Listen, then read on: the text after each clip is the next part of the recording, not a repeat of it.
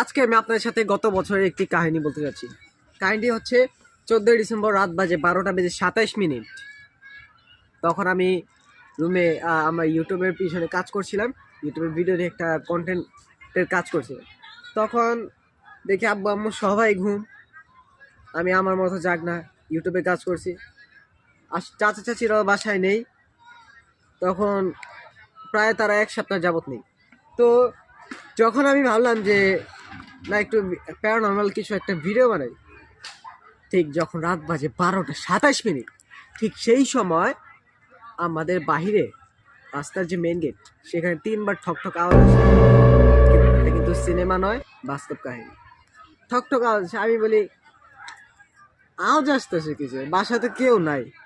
ভাবছি যে চাচা চাচিরা কেউ একজন আসছে। তো প্রথমে ভাবলাম যে না, অত এইভাবে ডাকে না। তার কিছুক্ষণ যাওয়ার পর দেখি কান্নাকাটির শব্দ। একবার মহিলা মানুষের কান্নাকাটি, একবার বাচ্চাদের কান্নাকাটি, একবার পুরুষের কান্নাকাটি, একবার পশু পাখির কান্নাকাটি।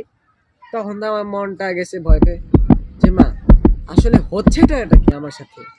আমি কি পাগল হয়ে গেছি নাকি? আমি ভূত নিয়ে কি চিন্তা ভাবনা করতেছি নাকি? তখনই এটা হয়েছে।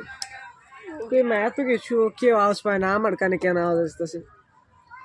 তো দেখার পর দেখি মা কি হইতো না গেট খোলার পর। তখন আবার লাগালাম, লাগিয়ে দেখি আবার এই একই কাহিনী। এভাবে করতে করতে রাত একবারে 1টা 2টা বেজে গেছে। মানে কি একটা পরিস্থিতি। তখন ফেসবুক স্ক্রল করে দেখি দেখ হুজুর একটা আইডিয়া দিছে আমাদের। একজন হুজুরের থেকে আমি একটা আইডিয়া নিলাম, যে বললো যে সূরা বাকারা ফুল স্পিডে ছেড়ে রাখতে। তো ছাড়লাম, দেখি মা কিচ্ছু নাই, সব একবারে ভাও করে উঠে হয়ে গেছে। তো এটা হচ্ছে পাওয়ার, হচ্ছে সূরা বাকারার পাওয়ার। তা আমি এর পরবর্তী একটা পার্ট দিতে চাচ্ছি।